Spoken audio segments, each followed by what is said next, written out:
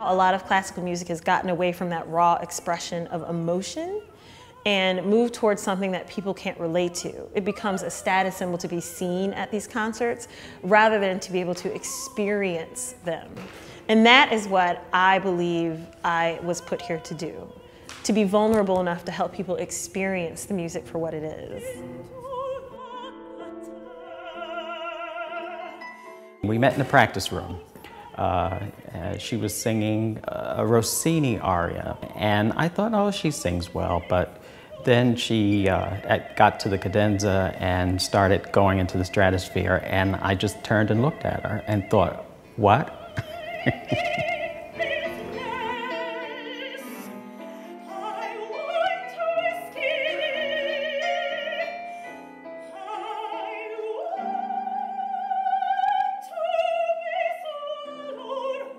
Well, I've always been loud. Let's start there. In high school, I was singing a lot of popular, a little bit of gospel, and I had a music teacher stop me and tell me that my voice was much more like Kathleen Battle than Aretha Franklin, and that I should buckle down and study classical music again. Probably second semester freshman year was when I started studying music, but I still wasn't sure I wanted to be a professional singer. When I got into Peabody, I figured it was a sign, so that's the direction I took. So today was a photo shoot for Lust.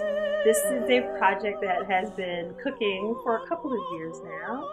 And the pictures brought it to life in a way that I hadn't even anticipated. I mean, I knew I was going to be wearing some wild things and not anything at all. But this, right, what we're working with today, with the bra on top of the bustier, is far and beyond anything I could have dreamt. I'm Marlissa Hudson's best friend, basically her sister, and I've had the privilege of knowing her about half of her life. So when she asked me to help her with this photo shoot, one of the things that was challenging is how to represent the fullness of Marlissa. She is so magnetic. She really does draw people to her. So it was really an honor to have to come out here and help her express that to other people. It took me many years to figure out that I am more sensual than most. And instead of fighting it and trying to put myself in a very tight box, I decided to celebrate it. Who doesn't want to lose themselves? I mean, I grew up Presbyterian, very conservative parents. And once I realized on stage, I didn't have to adhere to those social mores. I'm like, you can get paid for this? I think one of the best ways to find your path, your purpose, is to look where your talent meets your passion.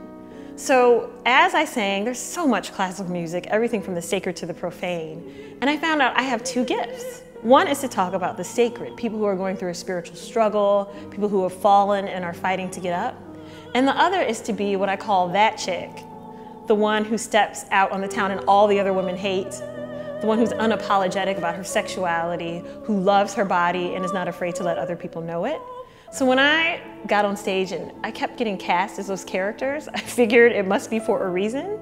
So let's not fight it. Let's make an album celebrating that character. Let's call it Lust.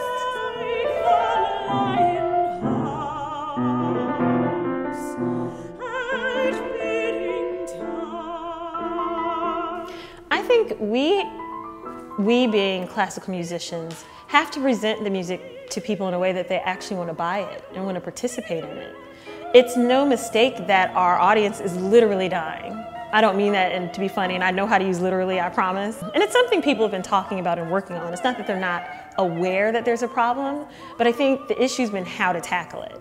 Some people talk about ticket prices, some people talk about venues. What I'm really focusing on is how to package the music in a way that people can understand it. And most importantly, what I'd say is paramount is the expression itself. So you can have the most gorgeous voice in the world, but if I don't feel what you're saying, do I care? Do I want to sit here for 3.5 hours and be tortured? No, there's CDs, there's videos. So to get people to come out live, you have to be offering something different.